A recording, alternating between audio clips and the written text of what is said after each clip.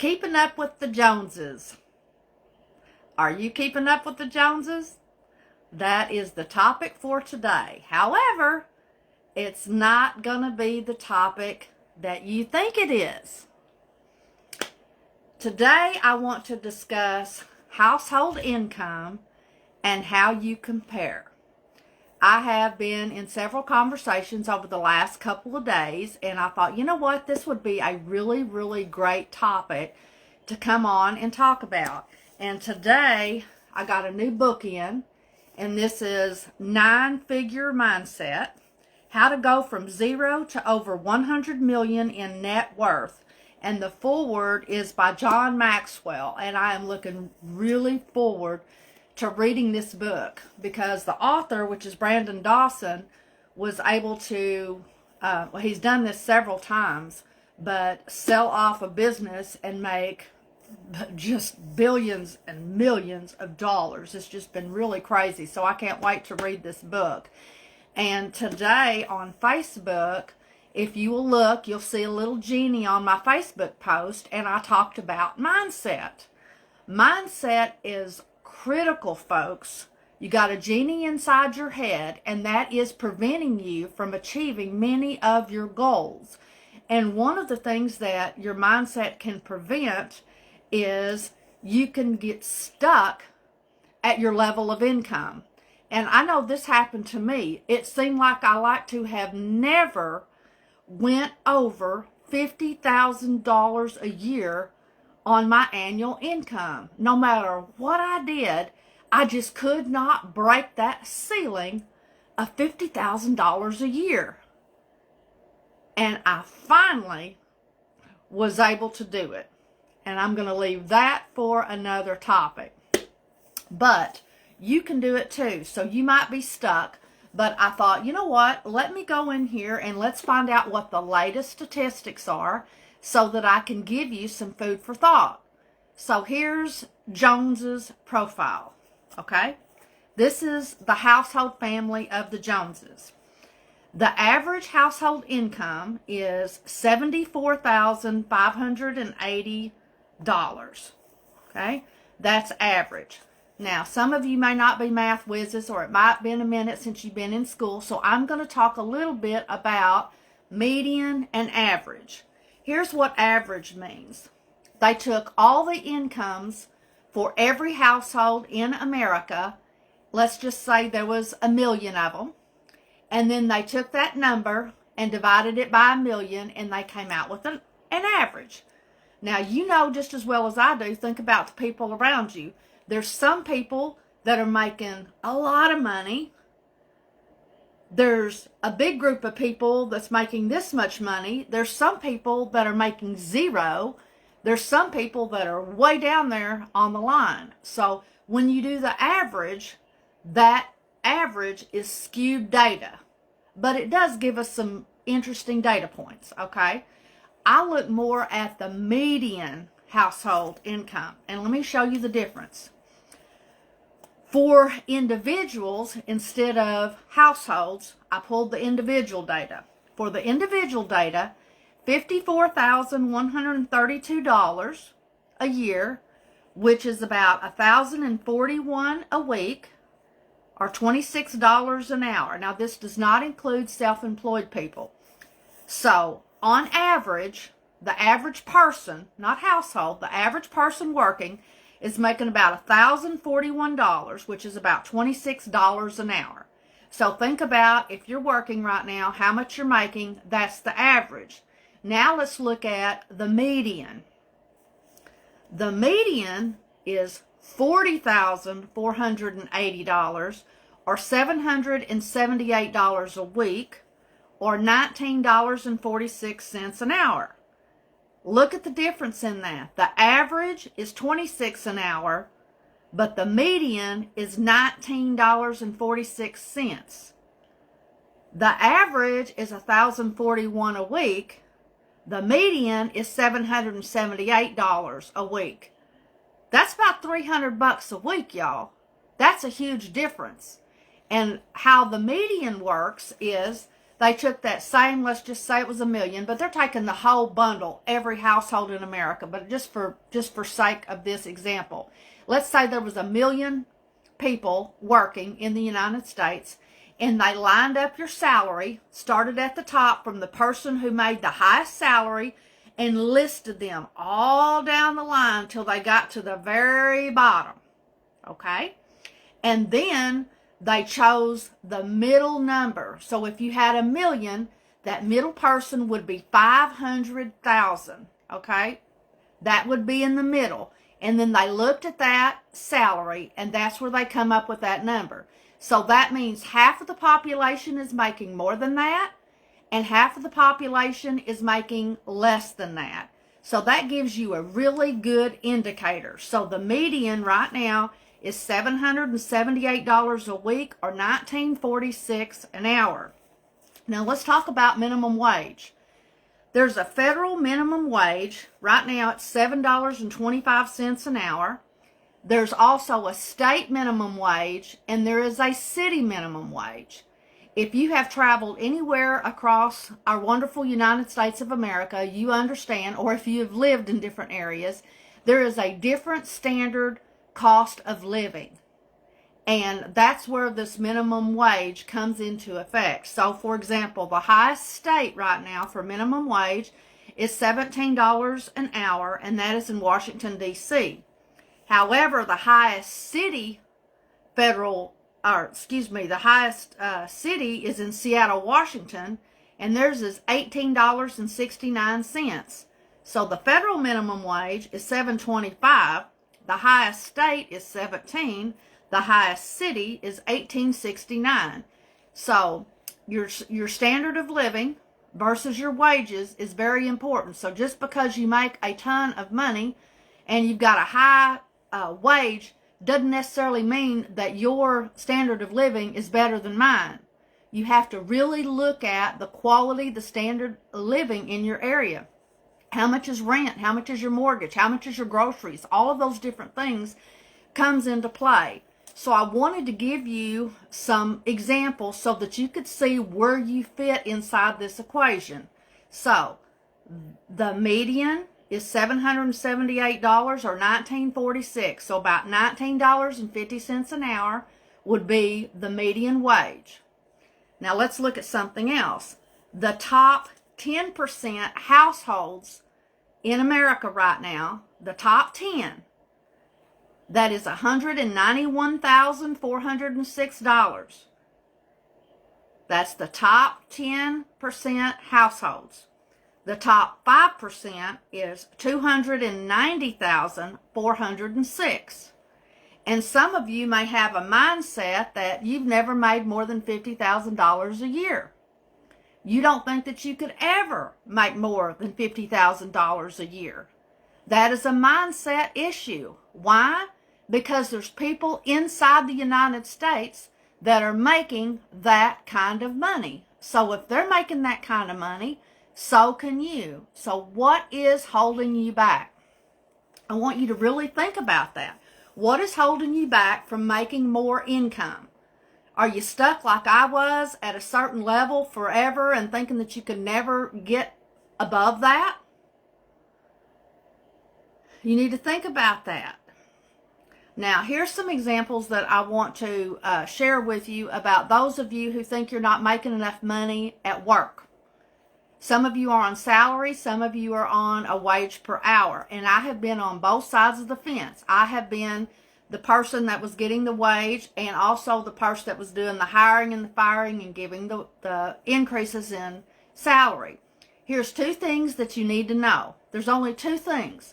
When you go to your employer and you want a raise, this is all you need to know. How much money did you make me? Or how much money did you save me?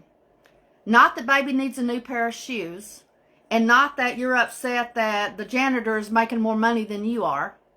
Not at all. This is how much money did you make me, or how much money did you save me? That's the bottom line results that your employer cares about, because that is what dictates your salary. Let me give you an example. If you are making $20 an hour as my employee, you have to be earning me at least, and this is just a general blanket statement across the board. Some industries are higher and some may be a little bit lower. But you have to at least be bringing me in 2.5 times your salary in order for me to keep you on board and for me to get a decent profit. And I'm not talking outrageous profit on you. So let's look at that. At $20 an hour times 40 hours a week, that's $800 a week in salary. And that doesn't include the taxes and state unemployment, federal unemployment that your boss has to pay or anything. This is just a real simple, basic example for you. So if he is paying you $800 a week, you need to be bringing in at least 2.5 times that. So that is, you need to be billing out $2,000 or saving him $2,000. That's the way that they look at that, because that's how I'm able to afford to keep you. So if you want more than that, you've got to be able to show me and demonstrate to me how you did that. This is how that salespeople are some of the highest paid in a company, because theirs can be directly tied to the bottom line. Not everybody's position in the company, they're all important for that company, but a lot of times they can't be tied to a specific activity. And so what that means is the sales team, they're having to pay for basically everybody's salary in that company because all the overhead has to be paid. So if you are a really big producer, then you can track your money and bring that to your employer in such a way that you can show that you deserve a raise. And one of the problems that people have is, and bosses do this too, they wait till, it's a check the block exercise. Every year you have to have your annual review, and then they scramble to try and find stuff to talk to you about, and you don't keep up with it either. And so this is a big opportunity that you're missing. So I would encourage you, this is towards the end of the year right now, really start thinking about it. Go back over and think about all the things that you did this year for your employer. And I'm not saying, keep track of every single detail, but yes, I am, because that's the language that they understand. Hey, you remember this? And another thing too, are you the one that they can always count on? Right now I'm hearing tons and tons of employers talk about how they can't get people to come to work. They just take off. Or if, something needs to be happening, nobody volunteers. Well, if you're not that person, you need to make sure that is being reminded to your boss. Hey, remember those 52 times you asked me to stay late and I did? Or those 25 Saturdays that you called me in and I came to work. Remember those? There's nothing wrong with making them remember these things. Why you are a stellar employee. An average employee is just that. If you're not going above and beyond the call of duty, then and you are able to keep yourself within that billable time, all you deserve is that minimum wage that you're getting paid. In order for me to give you anything more than that, you have to go above and beyond, and you need to be able to show me that in a way that I can understand. This was one of the easiest ways that I was able to earn a ton of money, even more so than some that were in senior key leadership, as in like partnership statuses, is because I based my salary. When I went in and negotiated, I negotiated a base salary plus a percentage of whatever I could save them or make them over what was currently being billed out. And I did that in several different jobs, and it really paid off in a big way. I got a ton of bonuses and different things, and people couldn't understand, and they were upset that I was making all this money when I was really nothing more than just a peon. The fact is I was a little bit smarter in the way that I went and negotiated salaries. And, some of you will go in, you'll negotiate a salary. You're not really negotiating. You just accept whatever it is that they offer you because baby needs a new pair of shoes, rent has to be paid, mortgage has to be paid, lights have to be kept on, and all of that stuff. And then you hear that somebody else is making more money than you, and it makes you mad. Well, you didn't do your homework. You didn't do your homework.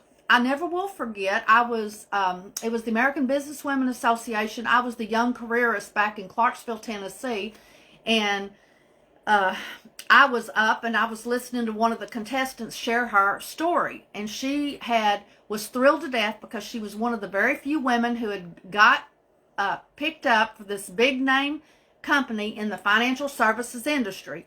And she was thrilled to death because they hired her in at more money than she could have ever dreamed about. And she loved it until one day she was standing around the water cooler at work, and she found out that the men were coming in at more money than what she did. And then she got raging mad.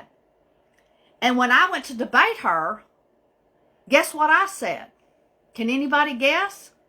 That's your fault, sister. You did not do your homework. You did not know what the going rate was for that company. You just said that you were thrilled to death with the amount of money that they were paying you because it was more than you could ever dreamed about. But now you look over here at Billy Joe Jim Bob. Here's the deal. He was a better negotiator than you were. Or even if he wasn't and they offered him more, you should have known. You should have been able to figure that out. So this is all your fault. Now, I'm not saying that that is always the case, but many times, 9 times out of 10, when you go in, you don't negotiate your salary. It's just a starting wage or whatever it is, and that's what you're expecting to get.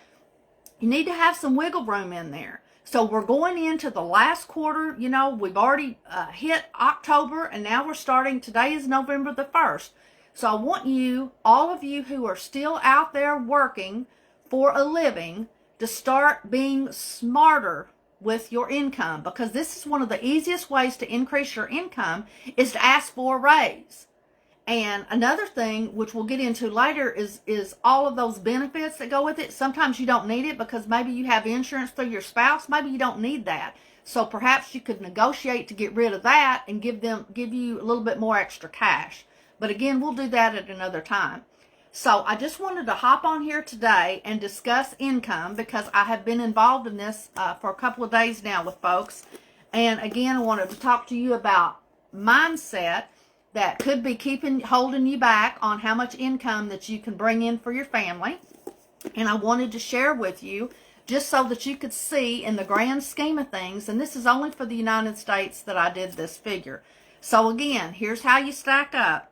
Remember, the median is about $19.46, about $19.50 an hour, about $778 a week. So that's the median. If you would like to get your family in the top 10%, your household income needs to be around $190,000. If you want to be in the top 5%, your household income needs to be around $290,000. So that just kind of gives you the grand scheme of where your income fits in. Not that you're trying to compare yourself to somebody else, but you need to know how you stack up as compared to everybody else. And you can get that information just like I did by going on to Google. So I'm going to end that today. My name is Nancy Gaskins, and I am sowing seeds of financial hope and entrepreneurial opportunity in communities around the globe. Feel free to share any topics that you would like for me to share in an upcoming Facebook Live, and go over to my YouTube channel, Passive Income.